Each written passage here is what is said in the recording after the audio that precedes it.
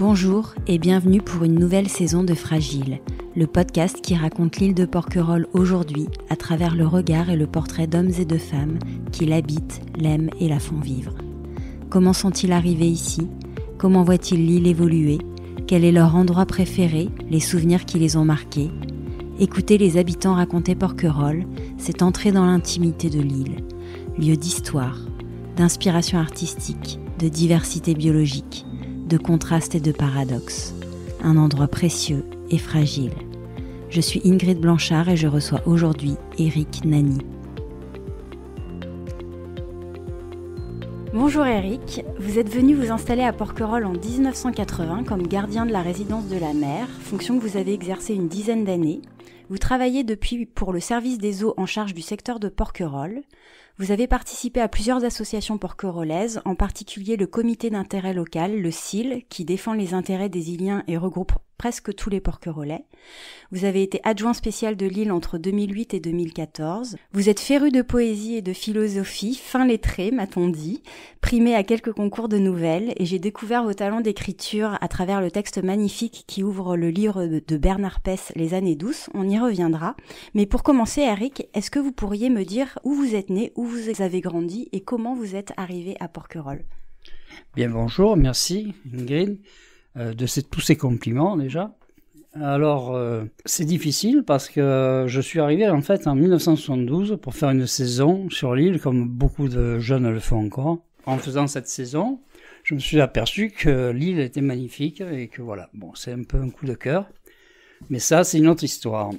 Je voudrais préciser que je ne suis pas porquerolais, je ne suis pas né ici, je n'ai pas passé mon enfance ici, que je n'ai pas passé mon adolescence non plus. Donc, en fait, c'est mon enfance qui m'a permis, je crois, de fils unique à une époque des années 60, une époque quand même qui était au niveau de l'éducation très sévère, très stricte.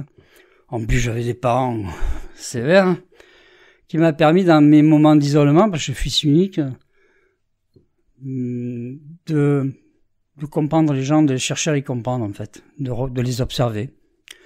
Et mes journées étaient semblables. J'arrivais de l'école, on montait à l'époque pendant le goûter, à table parce qu'il fallait être assis. On allait jouer encore 5 minutes avec les enfants du bâtiment. Et après, la nuit tombée, on remontait faire ses devoirs. Et puis j'étais pour ainsi dire seul jusqu'au lendemain. Pour ainsi dire parce que, bien sûr, il y avait les parents qui étaient là, les personnages qu'on s'est inventés pour compagnie, et surtout les livres. Alors les livres, j'en ai lu. Alors j'ai même volé pour acheter des livres parce que j'étais jeune et ils étaient chers à l'époque, et j'ai même volé des livres pour plus avoir à les acheter. C'était mieux, c'était plus facile.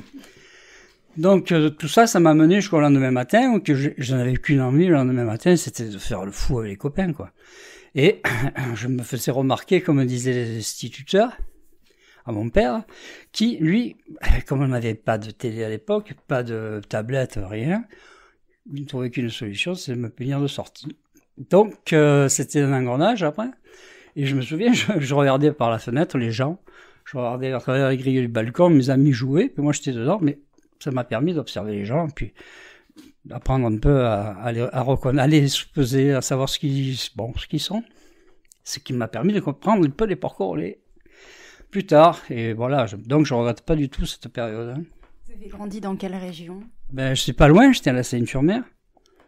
Et j'étais pas loin, mais on se déplaçait peu à l'époque. Hein. Donc on restait dans son quartier, et puis voilà. Mais c'était une belle ville, hein, parce qu'il y avait la mer aussi, mais on tournait un peu le dos à la mer parce que mes parents étaient du centre-Var, qu'ils avaient été déplacés à la Seine pour des besoins de travail. Mais le bateau, pas tout le monde avait un bateau à l'époque, pas tout le monde. Donc la mer, c'était la baignade, quoi. Voilà. Donc une enfance un peu solitaire, vous dites ? Nourrie par les livres ? Oui, solitaire. Solitaire par force des choses, puisque j'étais fils unique déjà. Mais enfin, bon... Mais pour comparer les choses, tout ça m'a appris quand même à te donner une définition du Porquerolais. Parce que le Porquerolais, c'est quelqu'un qui obligatoirement est né dans un endroit, qui est né, qui a vécu son enfance et son adolescence à Porquerolles. Pour moi, c'est un vrai Porquerolles. Par rapport à mon enfance que j'ai vécue aussi dans mon quartier, on sent bien que, quel que soit l'endroit, on crée des liens. En passant son enfance dans un lieu, on crée des liens avec ce lieu. D'autant plus si ces lieux sont, je crois, des isolats, comme Porquerolles, une petite île. Ça peut se produire dans un hameau de haute montagne, comme dans un désert, je sais pas où. Mais du moment que l'endroit est un peu isolé du continent ou des grandes villes, ça devient des liens un peu plus poussés. Les frères et sœurs les liens de fraternité sont exacerbés, les liens même entre amis de même génération sont encore exacerbés aussi, et ça crée des communautés comme ça, quand elles grandissent, très unies. Ce qui s'est passé chez les Porquerolles. Vous avez pu l'observer. Donc, oui. si je vous suis, vous vous qualifieriez pas de Porquerolles, mais peut-être de Porquerolles d'adoption. Oui, ça c'est la facilité de ces mots. Non, je suis pas Porquerolles. Je n'ai pas vécu, parce qu'on vivait à cette époque, à une époque, des choses qu'on ne vit plus aujourd'hui. L'isolement, les besoins communautaires, comme la présence de quelqu'un, on peut aider les gens, l'entraide, toutes ces choses-là se vivaient très profondément à l'époque. Maintenant, on n'a plus besoin de quoi que ce soit, on est libre, on peut prendre le bateau, il y a un bateau tous les quarts d'heure, il y a un bateau, bon, c'est plus la même vie quand même. Hein. Et cette vie-là, cet esprit communautaire dont vous parlez, est-ce que vous l'avez un petit peu vécu, vous, en arrivant dans les années 70-80 ou pas? Absolument, oui. D'ailleurs, on mettait un peu de temps, j'étais arrivé en 1900, je me suis installé en 80, mais en 72, on est jeune, on s'aperçoit pas de tout ça, on aime le lieu. Après, on aime les gens. J'ai eu la chance de rencontrer ma femme sur l'île, qui m'a fait connaître les gens, qui m'a fait connaître l'île d'abord, et puis connaître les gens. Elle est porquerolles? Oui, elle est porquerolles depuis plusieurs générations. Voilà. Donc, il y avait beaucoup de familles à l'époque où je suis arrivé, qui étaient porquerolles de plusieurs générations. Maintenant, ça ne se fait plus. Voilà. Donc, cette période-là est très agréable. Après, moi, je suis venu, j'ai rencontré ma femme. Bien sûr, elle m'avait appris à connaître les gens, comme je vous ai dit. Elle m'a surtout appris à aimer l'île et à comprendre ce qui se passait, quoi. Moi, je n'avais pas fait attention à tout ça. Voilà. Et qu'est-ce qui vous a marqué justement à votre arrivée, à votre installation sur l'île? Vous qui aviez vécu quand même un certain nombre d'années sur le continent, quand vous êtes arrivé ici, qu'est-ce qui vous a frappé? Ça a été difficile ou pas de s'adapter ou pas du tout? Je crois que au début, j'ai été le copain de Chantal. Après, maintenant, on m'appelle Eric, mais au début, c'était le copain de Chantal. Voilà. Donc, j'appartenais plus à Chantal que ce que Chantal m'appartenait. Hein. C'est comme les belles familles. C'est un peu pareil. Voilà. Donc, et puis, on a toujours un regard on regarde l'un sur l'autre, mais bon, c'est pas méchant. C'est comme ça, hein, en fait. Tout le monde se connaît, mais puis voilà. Mais bon. Vous n'avez pas eu peur de vous installer sur une île? Non, ça s'est passé un peu bizarrement. Je suis arrivé, j'ai pris le bateau, c'était la première fois que je prenais le bateau. Alors, je me souviens, il était tout rond, il s'appelait l'Épervier, il était tout rond, tout en bois, tout beau. Il était arrivé en dodelinant comme ça, à la tour fondue. Bon, je suis monté à bord, j'ai attendu un petit moment, à trop regarder comme ça. Et puis, le capitaine est passé, je l'ai reconnu à la casquette. Il y avait une casquette blanche, avec une coiffe blanche. Donc j'ai dit, c'est le capitaine. En effet, il est monté, il a marché 3 marches, et puis il est parti, on est parti. Tranquille. Première fois que je prenais le bateau, j'ai vu l'île arriver comme ça, les embruns, je me suis mis à l'avant, les embruns, l'air. Première fois, je me sentais aussi libre de ma vie, que je quittais quand même mes amis et mes parents pour pas mal de temps. Je suis arrivé sur le port, on a mis pied à terre, on a essayé de marcher un peu mieux, bon. Et c'est marrant parce que là, je me suis senti un homme pour la première fois, et en même temps tout petit. Alors, à la fois, c'était paradoxal. C'était marrant, cette sensation d'être libre, d'être un homme, et en même temps, isolé dans un endroit qu'on ne connaît pas.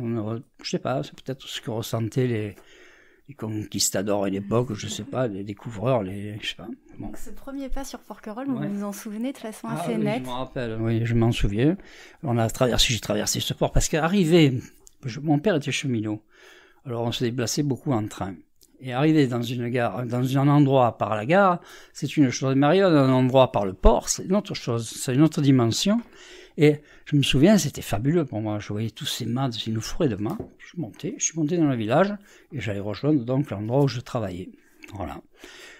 Et c'était vraiment une sensation très, très impressionnante. Je ne sais pas comment la définir en fait. C'est à la limite d'être un conquérant et d'être rien du tout, quoi, mais très très petit. Ça jouait entre ces deux échelles. C'était marrant. Bon. Et c'est une sensation quand vous reprenez le bateau et que vous arrivez sur l'île. Est-ce que vous la revivez un peu ou de façon fugace? J'imagine qu'elle peut pas être aussi intacte, mais. Voilà, alors l'arrivée, non. L'arrivée, je ne revivrai jamais plus l'arrivée. Mais le départ, oui. Le départ, quand j'ai quitté l'île pour la première fois, à la fin de la saison, ça m'a fait énormément mal. Et ça me le fait encore à moins fort, parce qu'en vieillissant, on a tendance à un peu calmer les sentiments, ou je sais pas, les maîtriser un peu plus. Mais les départs, oui. Quand je m'arrache de l'île, ça fait mal. Ça fait mal, surtout quand en plus on est malade, bon, si c'est pour des raisons de santé, si c'est pour. Alors c'est sûr, ça m'arrive de ressentir un peu ces départs. Mais les arrivées, non, j'arrive jamais plus. Alors vous revenez en 1980 et là vous prenez les fonctions. Donc là vous avez rencontré votre femme en 80, c'est ça? Avant? Oui, je l'ai rencontrée la première année. Ah, d'accord. Donc, alors j'ai rencontré ma femme la première année. Et bon, c'est elle qui m'a tout appris, surtout à aimer l'île. Et c'est par rapport à ça que je suis revenu faire des saisons, par rapport à cette rencontre que je suis revenu. Je me souviens, quand j'étais rentré la première fois chez moi, de ma première saison, j'ai dit à ma mère, de suite, j'étais encore dans l'escalier qui montait à ma chambre, je lui ai dit, dimanche, je retourne à Porquerolles.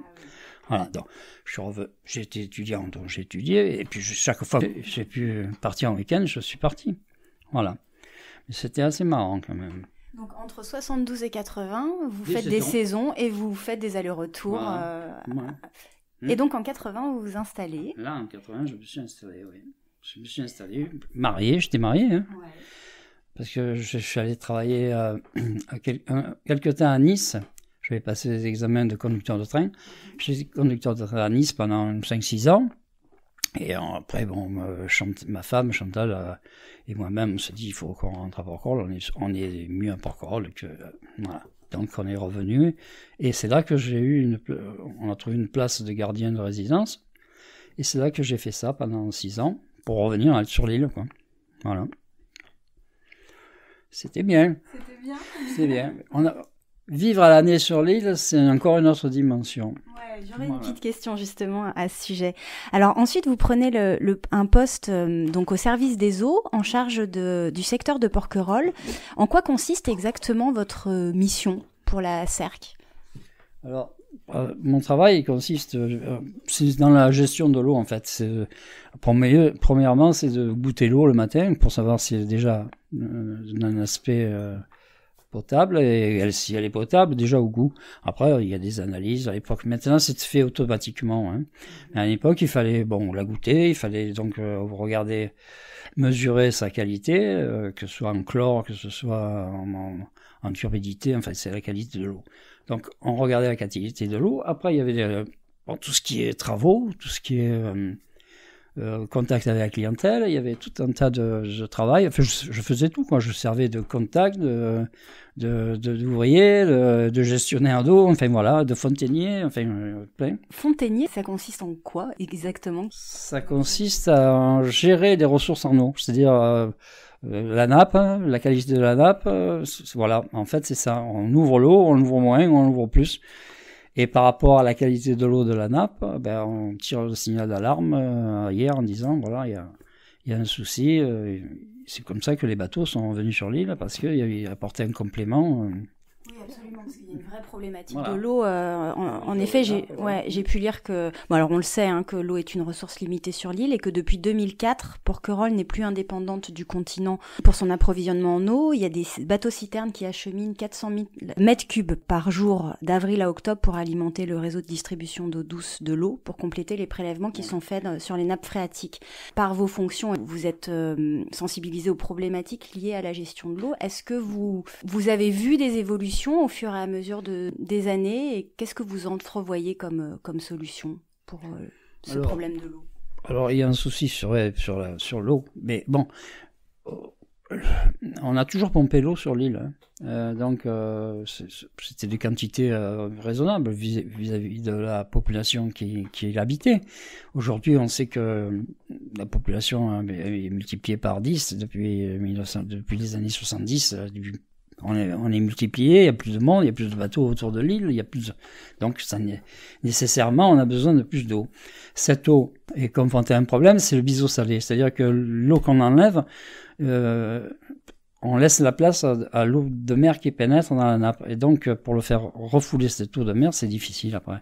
Donc il faut faire attention à ne pas faire ce basculement de faire pénétrer l'eau de mer à la place de l'eau salée. Donc, comme on était limite, on a fait venir des bateaux-citernes. Ça, c'est pour le premier point. Deuxième point, ils sont en train d'étudier la mise en place d'une conduite qui viendrait du continent, donc, qui nous permettrait de moins pomper dans la nappe. Bon, donc c'est à l'étude, là, je sais pas ce qu'ils vont faire. On a déjà préparé le terrain, on a fait des travaux sur l'île pour amener cette conduite, on a fait des travaux sur le continent pour mener cette conduite. Il ne restera plus qu'à mener la conduite du continent jusqu'ici. Ça peut expliquer la problématique du biseau salé, le goût un petit peu salé de l'eau, ou pas du tout? Oui, bien sûr, bien entendu. L'eau est salée. On a une eau qui est un peu salée. C'est normal parce qu'on utilise beaucoup d'eau de nappe. Et bon, maintenant avec le bateau, on arrive à maintenir ce niveau de sel consommable. Mais si par inadvertance ou par utilisation un peu exagérée de cette nappe, on arrivait à saler l'eau un peu plus, on serait obligé d'arrêter, de stopper la consommation. Voilà. Donc elle est mesurée en permanence. C'est électronique, hein, ça se fait électroniquement. C'est mesuré en permanence. Et donc, à partir d'un certain seuil, on arrête les pompages. Donc on ne pompe plus. Et c'est le bateau obligatoire après. Voilà. Et est-ce qu'au niveau des individus, au niveau des porquerolais, il y a des messages de sensibilisation pour faire quelques efforts sur la gestion de l'eau? Je pense à la récupération des eaux pluviales. Est-ce que vous trouvez que c'est bien fait ou pas sur l'île? C'est-à-dire qu'il y a un souci de tourisme, il y a un problème. Soit le tourisme n'est plus ce qu'il était avant. Avant, nous avions des gens qui venaient passer l'été, ils passaient 2 mois sur Porquerolles. Des gens étaient sensibilisés, 2 mois, ils sont là. Bon, ils faisaient partie plus ou moins de la vie du patelin. Maintenant, c'est des gens qui restent 3 jours, et encore, des fois, ils restent un week-end. On peut pas sensibiliser les gens sur un week-end comme on sensibilise les gens sur 2 mois. Donc, ces gens-là font plus ou moins attention, consomment plus ou moins de l'eau, puisque ils sont là. Bon. Mais ils font pas attention, non. Ils font pas attention. Alors ça, pour sensibiliser les gens comme ça, c'est presque impossible. Hein. Voilà. Voilà, c'est très compliqué. Ouais. Vous exercez toujours jusqu'à la fin de l'année. Voilà, j'ai bientôt fini, là. Encore un mois, puis c'est fini. C'est vrai? Ouais. Dans un mois. Dans un mois. Voilà.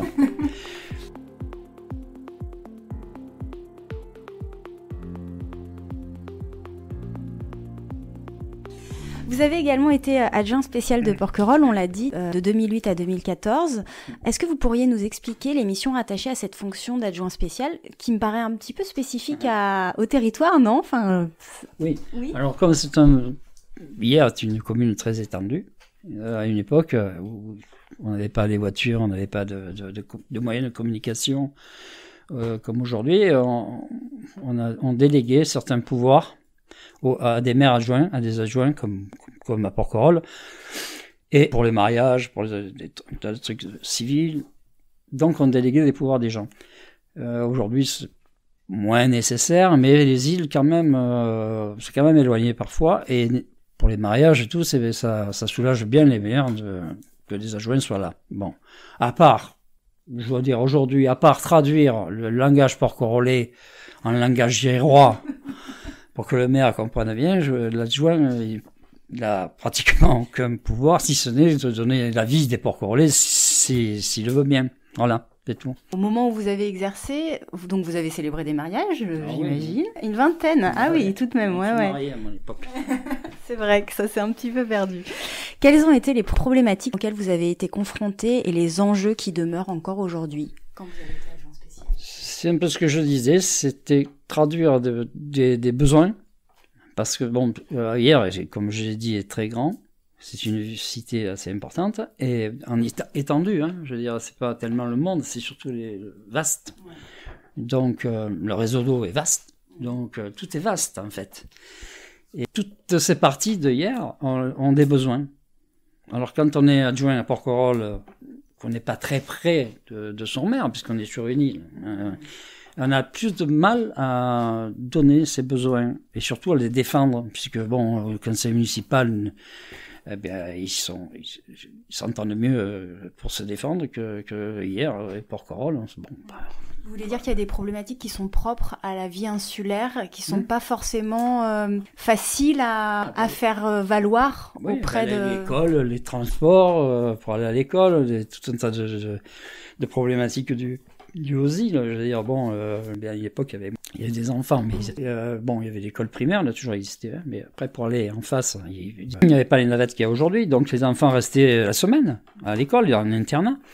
Donc, ma femme, moi, je me souviens, elle partait le dimanche soir, d'ici, elle rentrait le samedi après-midi, quoi. Je veux dire, bon, il y a tout, alors que maintenant, on part le matin, on vient le soir. Bon. Voilà, donc il y a tout un tas de problématiques. Le médecin, c'est pas évident. La pharmacie non plus. Voilà. C'est ilien. Ou on est ilien ou on n'est pas aussi. Maintenant, on peut pas être ilien, mais en même temps, avoir. Hein. Bon, alors, c'est le choix. Vous avez vécu la menace de fermeture de la crèche, notamment. Enfin, c'est des vraies problématiques. On est toujours en demande de quelque chose. Hein. Il faut dire aussi que la crèche, bon, on le ferme. Maintenant, l'école, c'est pareil. À un moment donné, on s'est dit, l'école va fermer. Je crois que il y a un temps d'inertie. Bon, là, il y a des enfants qui naissent. Donc, je crois qu'il y a un moment où, c'est vrai, on craint, mais...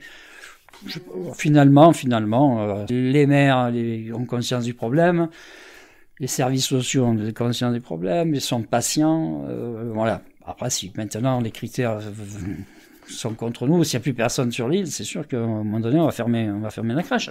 Mais bon, il y a toujours des alarmes. Il faut encourager les jeunes familles à rester. Bon, je ne peux pas faire non plus la reproduction de l'île, seul, je n'y arriverai pas. Voilà. Vous avez également été membre du CIL, donc le comité d'intérêt local de l'île. C'est un engagement qui a beaucoup compté pour vous, durant lequel vous avez eu à cœur de soutenir et de développer un esprit communautaire. Vous en parliez tout à l'heure, un esprit communautaire de fraternité et d'espoir ilien, pour reprendre vos propos. Quelles sont les missions de cette association et est-ce que vous y êtes toujours investi ? Oui, c'est une association qui m'a touché dès que j'ai participé à cette association. À l'époque, je me souviens, il y avait des gens comme Lilou Diana qui s'en occupaient et Charles Besse qui était le président. Il y a toujours eu un regard très fraternel sur les Porquerolais dans cette association. C'est-à-dire que on n'a jamais mis en avant les besoins personnels, mais surtout des besoins communautaires. Et ça, c'est magnifique. Elle existe encore, elle est toujours pareille, elle fonctionne. On peut dire que c'est récurrent, que c'est toujours les mêmes problèmes, c'est le problème de l'eau, c'est le problème du logement. Les problèmes ne sont pas résolus pour ça, mais ça maintient un esprit communautaire et ça c'est important. Donc, moi je suis à fond avec ces gens. J'ai été président pendant 20 ans, ma femme a été présidente, il y a de nouveaux présidents. Même si on résout pas beaucoup de problèmes, si les gros problèmes restent, parce que c'est comme ça, quoi. C'est une île aussi, quoi. Et ça entretient un esprit de fraternité, et ça, c'est le plus important. Voilà pourquoi je tiens beaucoup à cette association. Voilà. On sent que vous êtes vraiment attaché à cet esprit de fraternité entre les Iliens. Oui. Où vous l'avez expérimenté concrètement, cet esprit de fraternité?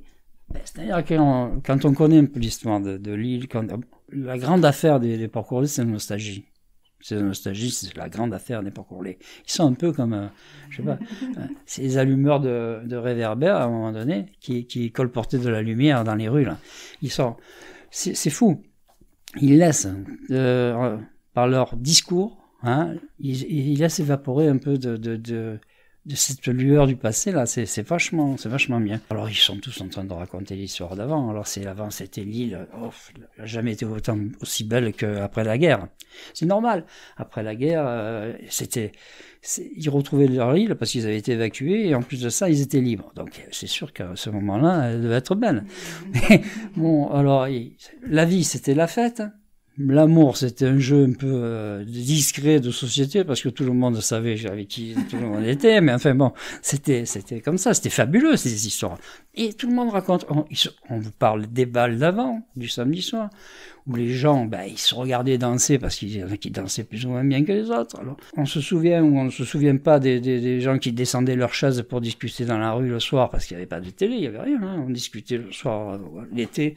Les enfants, ils se promenaient dans les rues à se prendre pour des grands personnages. C'est encore un petit peu le cas, ça. Oui, c'est encore un peu le cas. Mais on descend moins dans la rue discuter. On regarde plutôt la télé maintenant.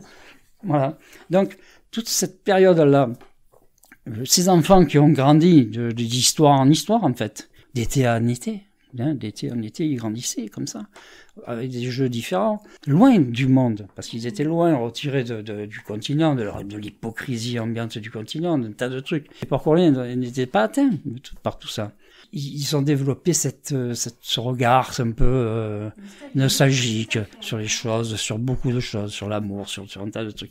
C'est complètement fou. Mais vous savez, pour avoir interrogé quelques porc-roulés, même des jeunes porc-roulés sont déjà nostalgiques, des porc-roulés d'une trentaine d'années. Même avant, parce que ça commence, parce que c'est pernicieux cette histoire. C'est un rapport avec le lieu même, parce que je suis sûr que ça commence, moi, pas au berceau, mais au landau.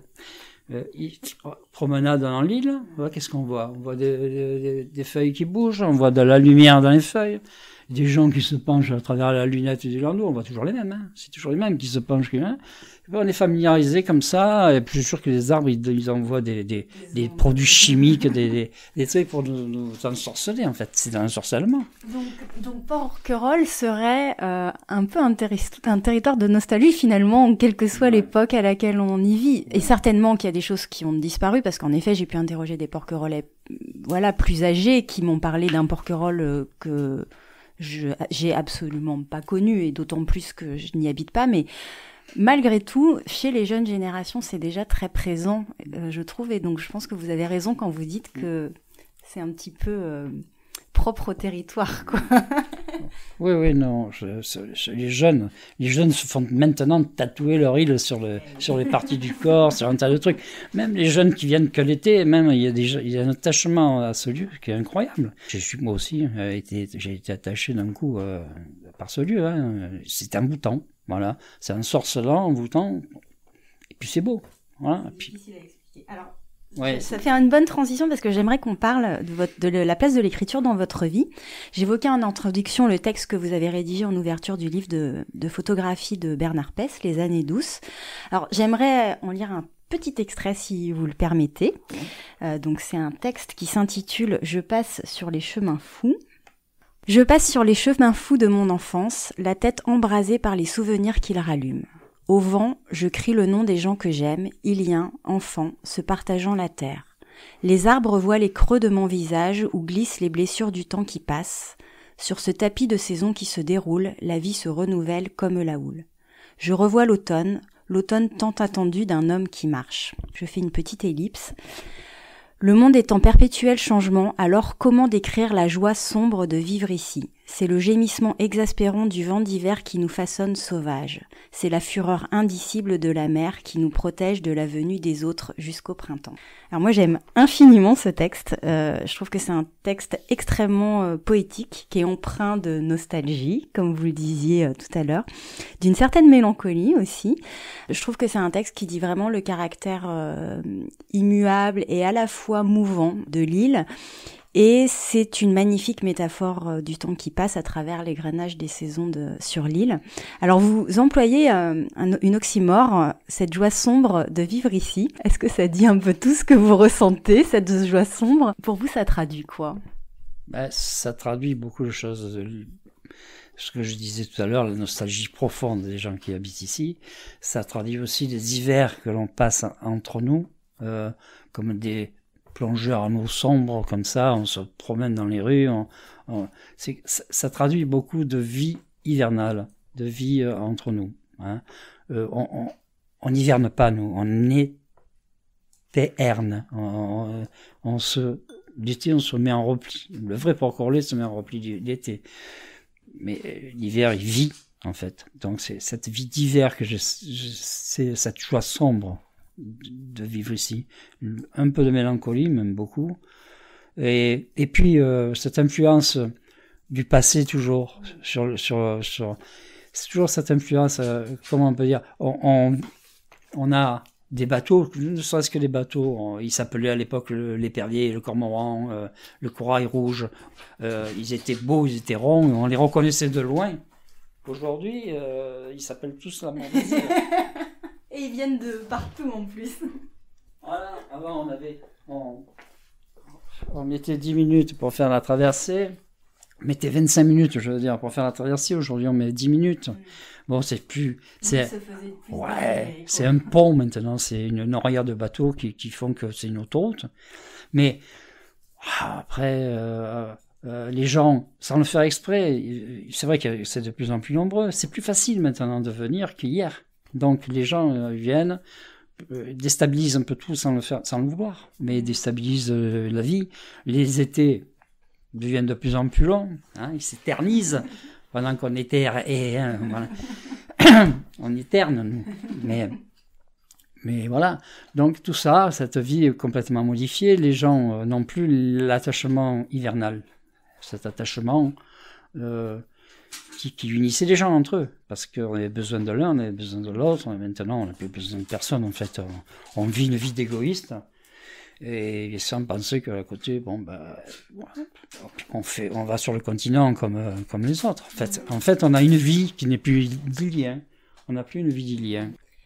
Quand j'ai lu votre texte, je vous connaissais pas du tout, j'ai vraiment cru que vous étiez né ici. Et donc, je me suis dit, soit c'est un texte vraiment qui dit à la fois votre rapport à l'île et peut-être ce que vous avez voulu traduire pour le livre de Bernard, qui lui a grandi ici.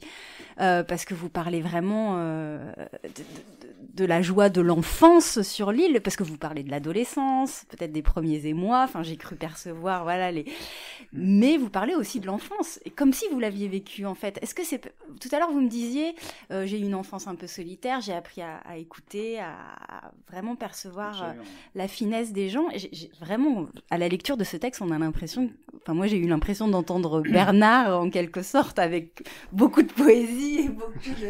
C'est ce que m'a dit ma femme. Parce que la première qui a compris ça, c'est ma femme. Mais seulement c'est elle qui m'a expliqué tout ça. C'est mon fils aussi. J'ai eu un fils ici, j'ai eu un garçon qui a grandi sur l'île, qui a eu une enfance, qui a eu une adolescence sur l'île, j'ai compris tout ça. Mon beau-frère, sont ici, donc j'ai compris tout ça. Il suffit d'être juste. Voilà. Ouais, je crois que c'est de l'empathie. Après, on ressent les choses ou on ne les ressent pas. On donne, je crois, un don aux enfants uniques d'empathie un peu plus développée, on va dire. Mais bon, c'est comme ça, c'est une époque. Mais, c'est sûr que je l'ai dit, j'écris un texte qui... Voilà. Mais bon, il a voulu que je le fasse, je l'ai fait.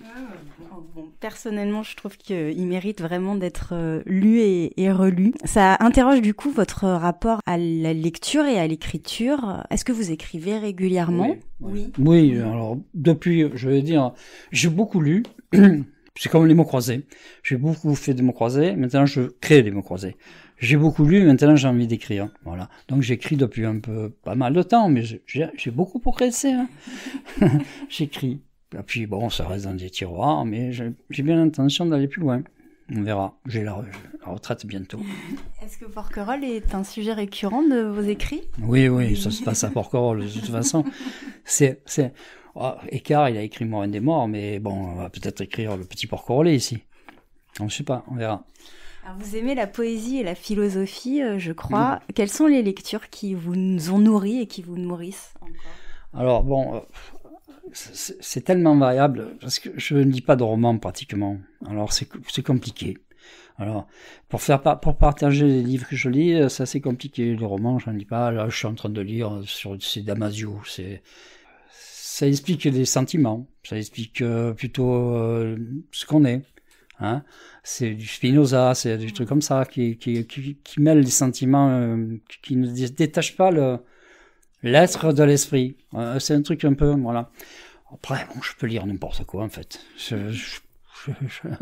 Mais avant, je disais tout et n'importe quoi. J'ai commencé la bibliothèque bleue, verte, enfin, c'était verte, rouge et or. C'était tout ça.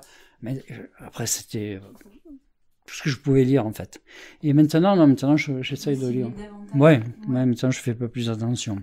Plus de poésie et de philosophie que de romans? Moins de poésie parce que la poésie, c'est tellement, je suis habitué à une certaine forme de poésie et des fois je suis déçu, mais des fois je suis très très ravi. Mais je suis obligé de retourner sur du Prévert par exemple, ou sur Apollinaire, sur des trucs comme ça, des connus, vraiment connus. Alors ça m'énerve. J'aimerais bien connaître un poète contemporain qui touche. Un Porquerolles qui est bien, mais bon. Voilà. Alors, ici, c'est un terroir d'artistes, en fait. Oui, j'allais y venir, justement. C'est vrai qu'il y a des peintres, il y a des réalisateurs et d'autres artistes qui ont trouvé dans l'île une source d'inspiration artistique.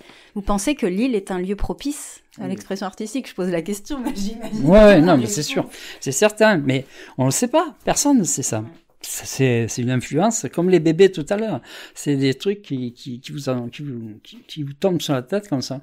Alors les gens s'ignorent, ils sont là, mais après on s'aperçoit que c'est des chefs-d'œuvre ce qu'ils font. Hein, je parle. On trouve des peintures extraordinaires, on trouve des trucs. Ici, c'est ça les îles, je trouve. Hein. Est-ce que justement vous avez des conseils de lecture ou de témoignages artistiques sur Porquerolles à conseiller? Des conseils, non. Je sais pas. Alors, vous touchez. Moi, c'est les gens. C'est marrant, hein. C'est les gens d'ici, en fait. Je vais pas dire de nom parce que ce serait pas bien, mais ils vous apprennent des trucs, mais c'est fou, quoi. Et une façon de vivre, une façon d'être, en fait, de grandir. C'est la sérénité, c'est en même temps la franchise du plaisir d'être ensemble. Voilà. Après, les écrivains, on peut lire de tout. Hein. On peut, j'ai pas de, je sais pas. Franchement. Il n'y a pas eu grand-chose. Hein. Non, franchement, non. Non, je sais pas. C'est surtout des gens qu'il faut rencontrer. Après, ou lire, bon, je sais pas. Je connais pas beaucoup de monde qui ont... Alors, en parlant d'art, je vais essayer de faire une transition habile sur la Fondation Carmignac, donc qui a ouvert l'année dernière après des longues années de travaux qui ont suscité quelques questionnements, voire interrogations perplexes des Porquerolais. La Fondation a présenté cette année sa deuxième exposition dans un climat qui m'a semblé un peu plus apaisé. Comment vous avez vécu cette installation et comment vous voyez l'arrivée de la Fondation sur l'île? Est-ce que vous êtes allé voir les expositions? Alors voilà, ça va être difficile de répondre à cette question. Pour la bonne raison, c'est que je suis un peu... on est venu me trouver quand il a fallu réaliser ce projet. Donc, à l'époque, c'était le père Carmignac qui était venu me voir. Et pour discuter avec l'ancien propriétaire de la maison où il s'est installé. Donc, il y a toute une... Bon, la culture, pourquoi? Moi, je suis d'accord, hein, il n'y a pas de souci, j'aime bien. Mais le père Carmignac m'a dit, parce que nous, on fait les asperges dans son endroit, on faisait les champignons dans ce coin. Bon, on m'a dit, vous viendrez faire vos champignons parmi les statues qui sont... Bon. Après, la première chose qu'il a fait, il avait grillagé. Bon, il a clôturé. Enfin, c'est rien, c'est pas des trucs. L'art, c'est bien. Mais ce qui est dommage dans l'art, c'est qu'il y a il y a des gens qui sont humbles devant l'art, et il y en a d'autres qui se servent pour pas être humbles devant l'art. Donc, si c'est pour voir passer des gens qui se prétendent supérieurs parce qu'ils ont vu 2 œuvres de chez Carmignac ou de quelconque musée, c'est pas la peine qu'ils restent chez eux. Voilà. La culture, c'est bien. Ce qu'ils font, ils le font bien parce qu'ils essayent de faire quelque chose qui est ouvert qui est ouvert au Port-Corlay, qui est ouvert. C'est vrai que c'est vachement bien, mais c'est le monde qui tourne autour, qui est bien souvent pas très très bien. Voilà. C'est comme ça. Moi, Donc vous êtes pas allé voir les expositions? Non, je suis pas allé. Non, je suis pas allé. Non, je ne suis pas allé. Le jour où je voudrais y aller, j'irai, hein, mais pour le moment, j'attends. Voilà, je suis bien. Je suis pas allé parce que il faut mettre le chien. Hein. Il faut laisser le chien à l'extérieur et je pas envie de laisser mon chien à l'extérieur. Donc, je suis pas allé.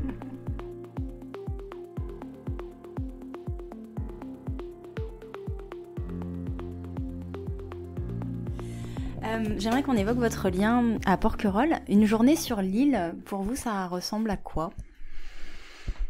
Une journée sur l'île, il faut... Alors, c'est pour passer une journée sur l'île, je voudrais ne pas la connaître. Je voudrais toujours ignorer son existence et arriver par hasard. Voilà, arriver par hasard. Puis après, quel que soit l'endroit, je crois que ça fera tilt comme la première fois. Je pense sincèrement que... Bon, même s'il y a plus de monde qu'avant, même s'il y a plus de bateaux qu'avant, c'est quand même une île, quoi. Hein. Et, bon, elle est offensée par la présence du continent en face, mais bon, c'est vrai que c'est pas tout à fait une île. Pour moi, une île, il y a personne autour. Hein. C'est voilà un point dans l'eau, et bon, mais là, il y a le continent. On le voit. Donc un lieu de surprise et d'émerveillement permanent. Ouais, je crois que. Mais tous les enfants qui viennent, c'est marrant parce que j'ai vu arriver des parents qui ont des enfants maintenant, qui sont émerveillés, qui ont encore des enfants, qui sont toujours émerveillés. Donc, moi, je crois que c'est comme l'amour, hein, on a beau savoir que bientôt, bon, c'est toujours pareil, on est toujours émerveillés, voilà. Sauf que c'est toujours l'île et qu'elle ne perd jamais ses charmes. Porquerolles, au fil des saisons, quelle est la saison que vous préférez sur l'île et pourquoi? Sans problème, c'est l'automne. Oui, parce que là, c'est là où tout le monde s'en va. Oui. C'est là où on commence, on profite encore des beaux temps, du beau temps. Bon, les journées sont plus courtes, mais c'est pas grave, parce que par rapport au printemps, Clotis, hein, le printemps amène, ça fait travailler le cerveau en disant, il y a quelque chose de... Là, par contre, l'automne, on sait qu'il y a encore pas mal de temps derrière et qu'on pourra profiter de l'île assez longtemps. Ouais. C'est comme les champignons et les asperges. On sait que quand les asperges sont là, il ne reste plus guère de temps pour que l'été arrive.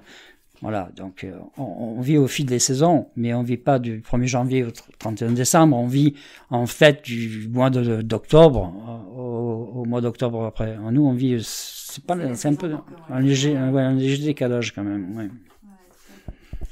Est-ce que vous avez un endroit que vous affectionnez particulièrement sur l'île? Je savais qu'on allait me poser cette question, mais j'ai cherché, non. J'ai pas d'endroit particulier.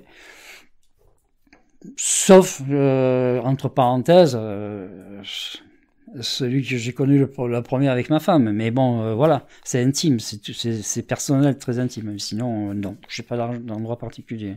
Ou alors toute l'île, comme vous dites. Oui, non, il y a les Mèdes. Quel que soit l'endroit, je crois qu'on y trouve du charme. Mais ça, c'est vrai.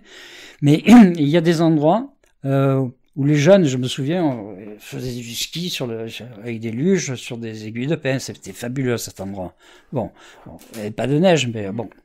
D'autres, c'est des rochers, c'est des petites criques, des calanques, un truc où on faisait des oursins, on faisait ici. Bon, tous ces endroits-là, je crois que c'est marqué plus par la jeunesse.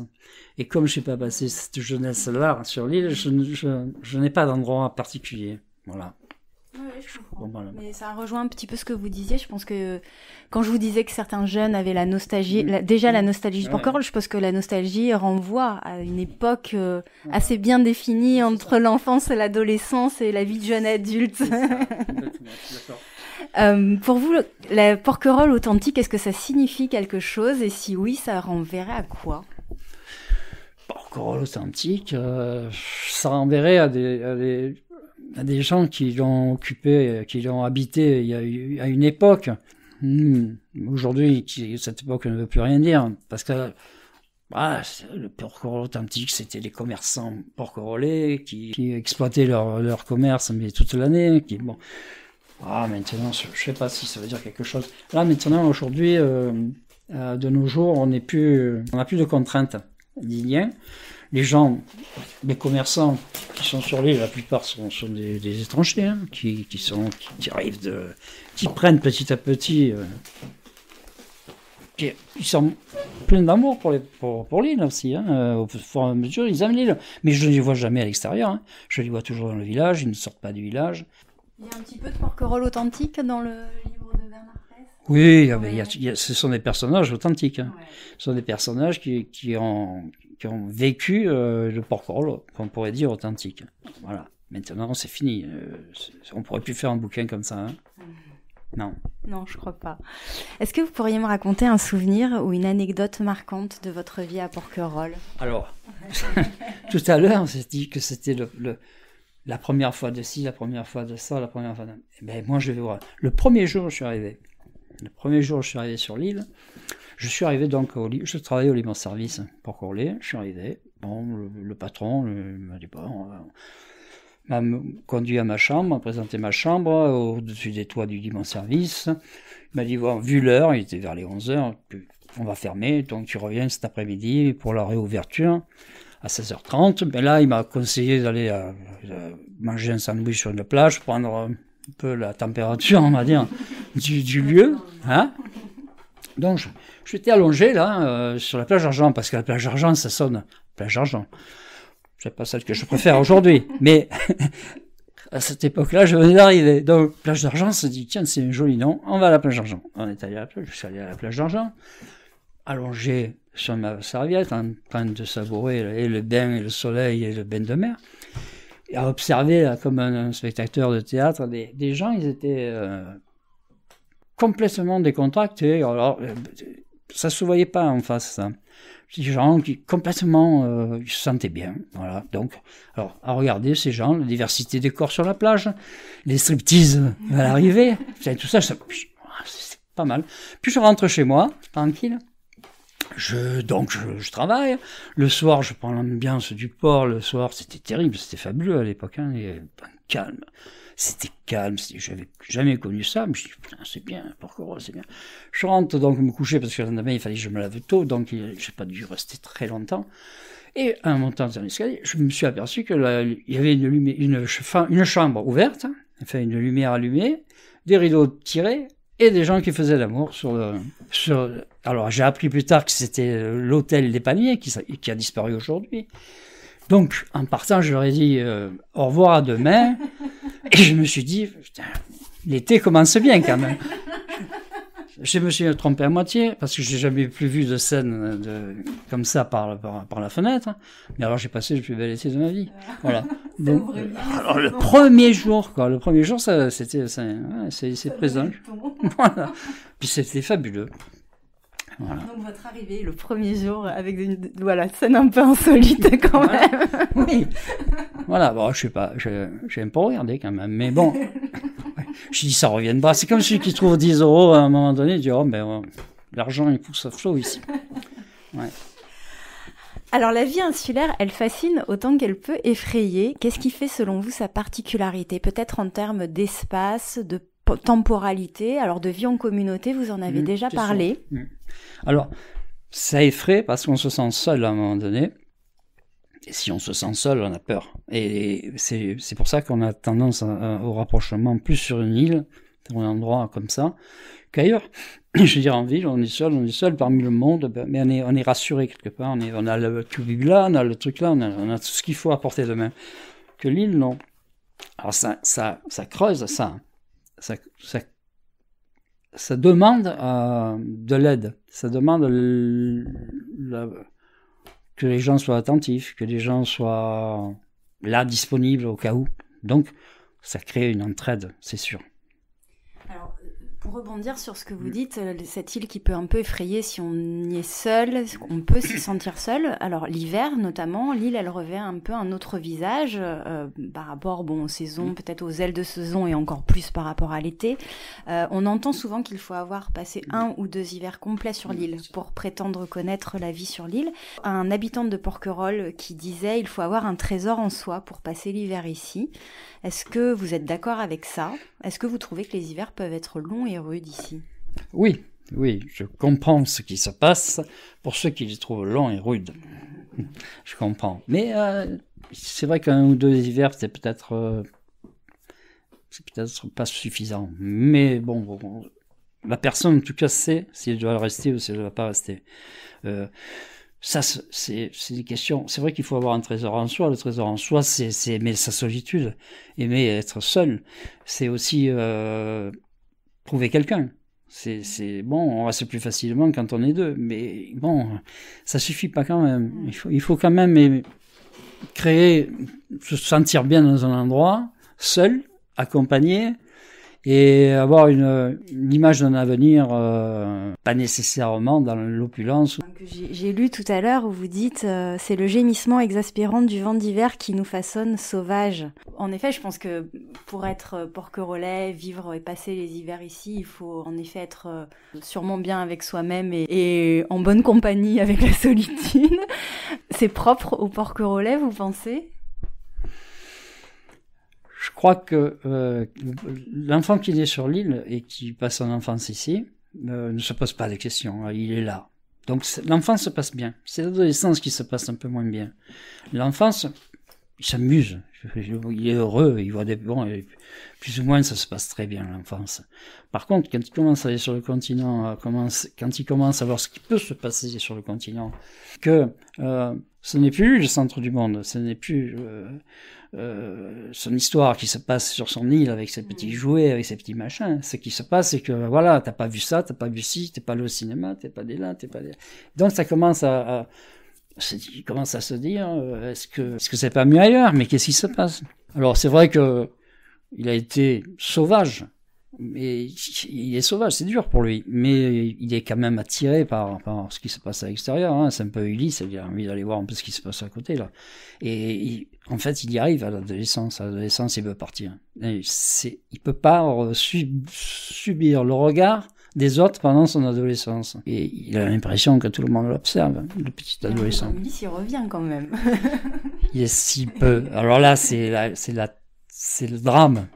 Drame s'il ne peut pas revenir, et drame quand il revient parce que ça a changé. Alors, c'est compliqué, c'est compliqué.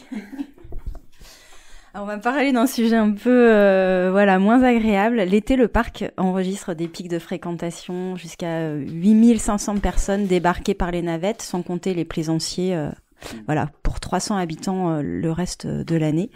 Comment vous vivez, vous, cette rupture entre la vie l'hiver et la vie l'été? Est-ce que pour vous, c'est brutal? Vous disiez que vous aimiez l'automne parce que la perspective de l'été était loin. Oui, donc il y a du monde.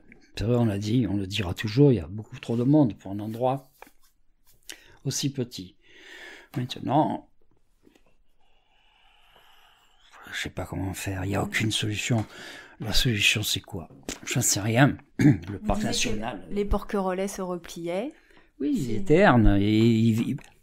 Comme il y en a plus de porquerolais, donc on n'est plus que quelques-uns à faire ça, à rester chez soi l'été et à sortir un peu l'hiver. Mais les gens ça y est, la difficulté du vrai porquerolais, en fait, c'est de s'adapter au temps qui passe, s'adapter au changement d'habitude, au changement de vie des gens. Voilà, c'est ça la difficulté. Après, bon, c'est la vie qui passe, hein. Le porquerolles change, mais nous, on s'habitue pas à ce changement, c'est tout. Vous êtes sur l'île, vous, l'été, évidemment. Oui, je suis sur l'île. Ouais. Mais je suis sur l'île, et puis on sort le soir, on sort le matin tôt. Oui, il est possible quand même d'avoir des moments de répit avant que la première navette arrive, et puis après 17h, on est quand même... Après, on est exigeant, si on aimerait qu'il y ait une file à la boulangerie pour les porquerolais, et une file pour les étrangers. Il faudrait... on exagère un peu. Mais bon, quand même, il faut le dire quand même, c'est bien. Non, on est là toute l'année, Voilà, on estime avoir des priorités des droits. Mais bon, je ne suis pas tout à fait d'accord, mais enfin... Ouais, alors ça, c'est quelque chose qui revient souvent des Iliens, mais peut-être aussi des personnes qui découvrent un peu l'île et qui se sentent un peu en terrain conquis. L'idée que l'île nous appartient, ça vous parle, ça? Oh, ça ne pas. Ça me dérange profondément. Alors, le souci actuel, c'est que les gens vont dans les lieux sans se rendre compte qu'il y a des gens qui habitent ce lieu, des gens qui y vivent, des gens... Bon, autant, d'un côté, on exagère en demandant des références, des priorités, autant ils exagèrent en roulant en vélo n'importe comment. Mais il y a des raisons. Hein. Alors ces comportements-là, comment les combattre? L'éducation, peut-être la culture et l'art, peut-être. Est-ce qu'il y a quelque chose que vous regrettez dans la Porquerolles que vous avez connue et découverte dans les années 70-80? Ouais, bon, il y a moins de balles, il y a moins de fêtes populaires où les gens se retrouvaient. Mais je me souviens, moi, les résidents secondaires de Porquerolles venaient à Porquerolles, ils étaient inclus complètement dans la société porquerolloise. Ils venaient passer un mois presque. Un mois, ils passaient 2 mois, mais ils étaient complètement inclus, c'est-à-dire qu'ils participaient avec nous à un tas de choses, aux boules, bon, les jeux de boules, on n'en voit plus, il n'y en a plus sur la place. Il y a beaucoup de choses qui se sont perdues des ambiances d'avant. Les balles, les concours de boules, des tas de trucs. Hein, la vie du village, en fait. La vie du village. Puis même, à Porquerolles, c'était les Porquerolais, on allait boire un pot, on était reçus en tant que Porquerolais, je veux dire. Là, c'est le monde, quoi. Il y a tellement de monde qu'on ne peut pas dire... on ne peut pas être exclusif. Quels sont pour vous les grands enjeux de Porquerolles dans les années à venir? Ça va être continuer à être heureux hein, sur cette île. Alors ça, je sais pas si on y arrivera, mais moi ce que j'aimerais, c'est que chacun prenne ses responsabilités. C'est-à-dire que le parc national s'est installé sur l'île, ils se sont presque imposés parce que par des textes de loi pour s'occuper et gérer cette histoire en parc national. Alors maintenant qu'ils le prouvent. Je veux dire, on est parc national, eh bien, on tolère pas ce qui se passe à l'heure actuelle. Les gens n'ont pas de toilettes, les gens se promènent avec des véhicules, des vélos électriques, il n'y en a pas besoin. Pourquoi on tolère ça? Pourquoi on tolère des choses alors qu'on est dans un parc national? Quand on s'impose dans un endroit en disant on va faire quelque chose de bien, il faut le faire. L'arrivée du parc, vous pensez pas que sur certains aspects, c'est une bonne chose, néanmoins?